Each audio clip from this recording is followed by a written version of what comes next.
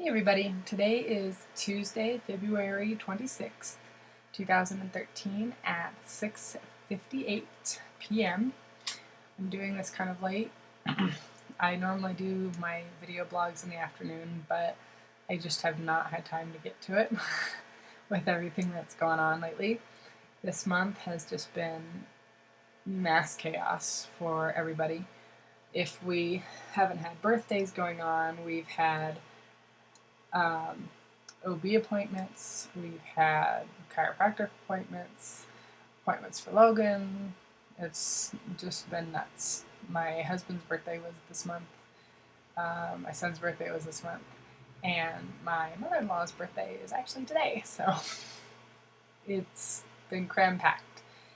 Anyway, I am 35 weeks pregnant, and on Monday I had my 35-week appointment with my OBGYN, Dr. Grube, and it went well. It went very well. We did a lot of discussing about my options for dealing with the breech state that Kinley's in right now, and we also discussed birthing options. At this point, we're not sure how she's breech. If I'm correct, she's still in the same position that she was last time, which is her head is either on my left rib or it's in between both of my ribs, and her bottom's like in and around my belly button, and her toes are on the right side of my stomach. So she has turned from that transverse position, but now she's kind of sitting straight head up. And we can't seem to get her to move out of that position. And believe me, I've tried about everything. I've tried getting down on all fours pretty often. I've tried sitting forward, rocking back and forth.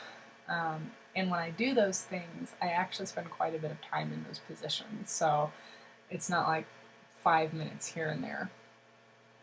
I've also been seeing my chiropractor, and she has been using different methods to adjust me, and also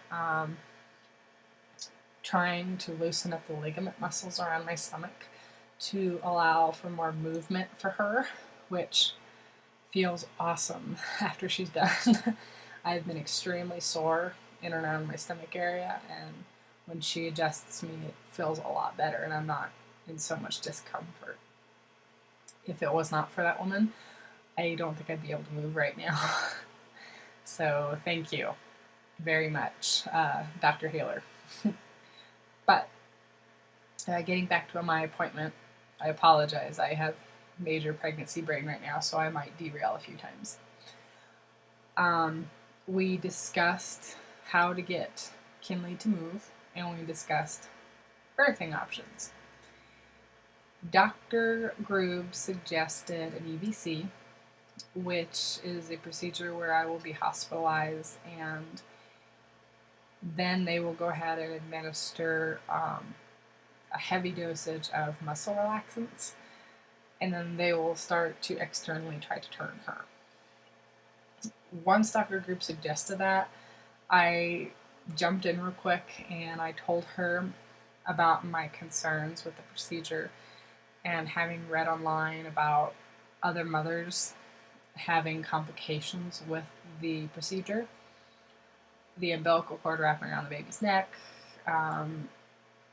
brain trauma because the baby had been pushed on so hard, the baby not staying in that position. And she was very quick to ease a lot of my concerns. First of all, I learned that you're probably going to find more bad news on the internet than good. And two, she said that those things are more likely to happen with first-time pregnancies and mothers who do not have a stretched uterus.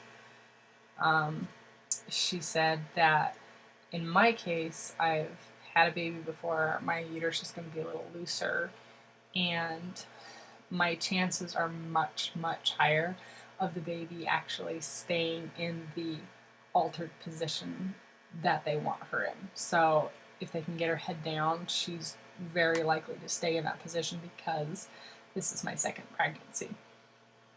She also told me that the percentages of the chances, the likelihood of anything bad, like the umbilical cord getting around the neck or fetal trauma to kindling, are very, very low. She said if that happens, it's like 1%. Just doesn't really happen. And if it did, she said I'd already be in the hospital and they'd go ahead and perform the emergency C-section immediately. So that made me feel a little better. And I'm off the no train. Now I'm on the maybe train. And I'm considering it. Because I really, really don't want a C-section. I really would like to stick with our original birth plan and try to do this naturally. I did show my birth plan to Dr. Grube, and she said it looked great. She said if they can't get her turned, of course, natural's out the window. Most of what I want is out the window. And what they would go ahead and do is schedule a planned birth C-section on my 39th week of pregnancy, which would hit March 25th. And she would be the one to perform it, which would be nice. But that's only if she doesn't turn.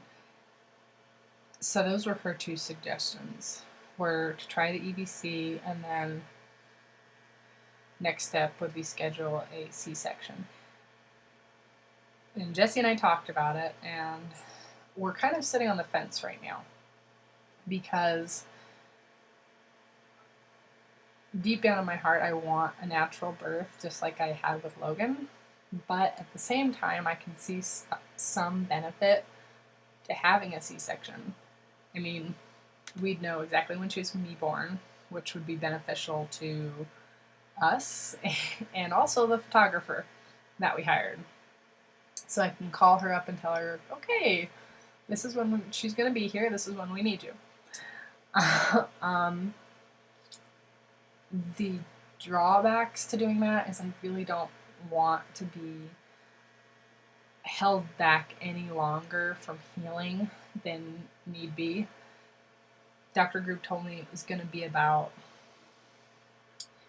probably 2 to 3 weeks of healing time, which was contradictory to what I read, so that made me feel a lot better because I was thinking it was going to be like 6 to 8 weeks. And I told my husband, I said, I cannot be out that long, not with a toddler, not with a 3-year-old. So I just don't want to be laid back any farther than necessary. I want to have her, I want to feel good as quickly as possible and be back to my normal self as fast as my body will allow me, so that I can take care of my husband, take care of our home, and take care of our kids, and get things cranking. But I don't know, I'm